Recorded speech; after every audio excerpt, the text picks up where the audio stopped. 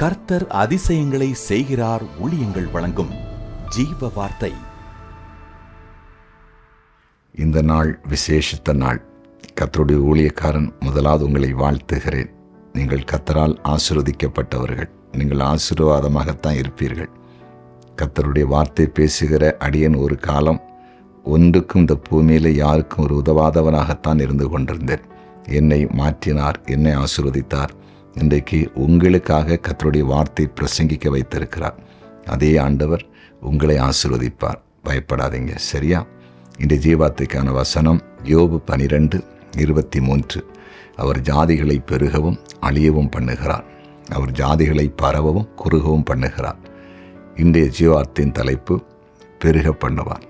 பெருக பண்ணுவார். அவர் ஜாதிகளை பெருக பண்ணுகிறாரா? பெருக பண்ணுகிற தேவன். பெருகும் பெருகும் மந்தை பெருகுவதைப் போல மனுஷரை பெருக பண்ணுவேன்னு சொல்லியிருக்கிறார். உங்கள் குடும்பத்தை கர்த்தர் முதலாவது பெருக பண்ணுவார். சில குடும்பத்தில் திருமணம் ஆகி பல வருடங்கள் ஆகியும் குழந்தை இல்லாமல் கஷ்டத்தோடு இருக்கலாம், கண்ணீரோடு இருக்கலாம். எவ்வளோ முயற்சித்தோம், மருத்துவரை சந்தித்தோம், ட்ரீட்மெண்ட் பண்ணியும் பல லட்சம் செலவு பண்ணியும் எல்லாம் தோல்வியில் இருக்கலாம். உங்கள் குடும்பத்தில் ஆண்டுடைய வல்லமை இறங்குகிறது. இயேசப்பா தொடுகிறார். உங்கள் குடும்பத்தை பலுகி பெருக பண்ணுகிறார். சந்ததியை தருகிறார். ஆபிரகாம் சாராளுக்கு ஈசாக்கை கொடுத்தவர். இன்னும் அன்னாளுக்கு சாமுவேலை கொடுத்தவர். உங்களுக்கு அற்புதம் செய்கிறார். சகரியா எலிசபெத்துக்கு யோவானை கொடுத்து ஆசீர்வதித்தவர். உங்களுக்கு சந்ததியை தந்து ஆசீர்வாதமாய் வைக்கப் போகிறார். அது மட்டுமல்ல, உங்கள் குடும்பத்தில் பணப்பற்றாக்குறை, செழிப்பில்லா நிலை, கடன் பாரம், எப்போதும் தரித்திரம், எதிலையும் முன்னேற்றம் இல்லை. உங்களை பெருக பண்ண போகிறார். உங்கள் கையின் பிரயாசங்களை பெருக பண்ண போகிறார். உங்கள் தொழில், உங்கள் வியாபாரங்கள் பெருக போகிறது. வருமானம் பெருக போகிறது. மேன்மை அடைய போகிறீர்கள். சில குடும்பத்தில் வரவு கொஞ்சமாக இருக்கும், செலவு அதிகமாக இருக்கும். ஏன்னா கண்டிப்பாக அது செலவு பண்ணி ஆகணும். வாடகை வீட்டில் அநேகர் இருப்பாங்க, வாடகை கட்டி ஆகணும், கரண்ட் பில் கட்டணும், ஒரு டூவீலர் வச்சுருப்பாங்க, பெட்ரோல் போட்டே ஆகணும். ஒவ்வொரு நாளும் தேவையான சாப்பாடுக்கான உணவுப் பொருட்கள் வாங்கி ஆகணும். அதற்கு கூட வருமானம் இருக்காது. அப்படி எத்தனையோ குடும்பங்கள் கலங்கி கொண்டு இருக்கிறாங்க. நீங்கள் கூட அப்படி இருக்கலாமே.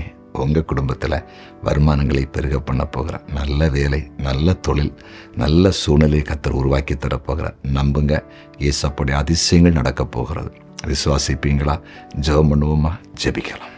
எங்கள் அன்பு தகப்பனே, பெருக பண்ணுகிறவரே, பெருக பண்ணுகிற தெய்வமே, நீர் பெரியவர் அப்பா. நீர் நல்லவர். நீர் அதிசயங்களை செய்கிறவர். உம்முடைய கிருபை வெளிப்படட்டும். உம்முடைய மகிமை வெளிப்படட்டும். உம்முடைய பிள்ளைகள் பெருகட்டும். கையின் பிரயாசங்கள் பெருகட்டும்.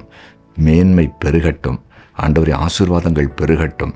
பெருகட்டும். குழந்தை இல்லாத குடும்பங்களில் குழந்தையை கொடுத்து குடும்பத்தை பெருக பண்ணும்படியாய் இயேசுவின் நாமத்தில் உம்முடைய ஊழியக்காரன் ஜெபிக்கிறேன். இன்றைக்கு பிறந்த நாளை காண்கிற ஒவ்வொருவரையும் ஆசீர்வதிக்கிறேன். உம்முடைய பிள்ளைகள் இந்த வாக்குத்தின்படி பெருகுவார்களாக. இயேசுவின் நாமத்தில் பெருகுவார்களாக. அதே போல ஒவ்வொரு குடும்பத்துக்காய் ஜெபிக்கிறேன். குறிப்பாய் எனக்கு திருமண நாளை காண்கிற குடும்பங்களுக்காய் ஜெபிக்கிறேன். உம்முடைய பிள்ளைகளுடைய குடும்பம் பெருகட்டும். எல்லா நன்மைகளையும் பெற்று பெருக உம்முடைய ஊழியக்காரன் வாழ்த்துகிறேன். ஆண்டவரே, இந்த நாளில் குறிப்பாக ஜெப குறிப்புகளை கமெண்டில் அனுப்பியிருக்கிற ஆண்டவர் ஒவ்வொருவருக்காக ஜெபிக்கிறேன். தேவ பிரசன்னம் இறங்கட்டும்.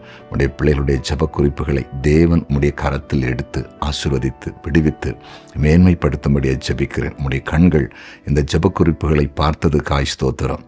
நீர் அற்புதம் செய்யும்படிக்கு பரலோகத்தில் உடைய பிள்ளைகளுக்கு ஒத்தாசை அனுப்பிவிட்டு நன்றி.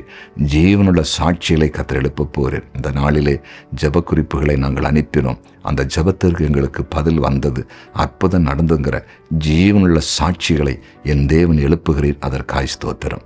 இயேசுவின் நாமத்தில் பிதாவே. ஆமேன், ஆமேன்.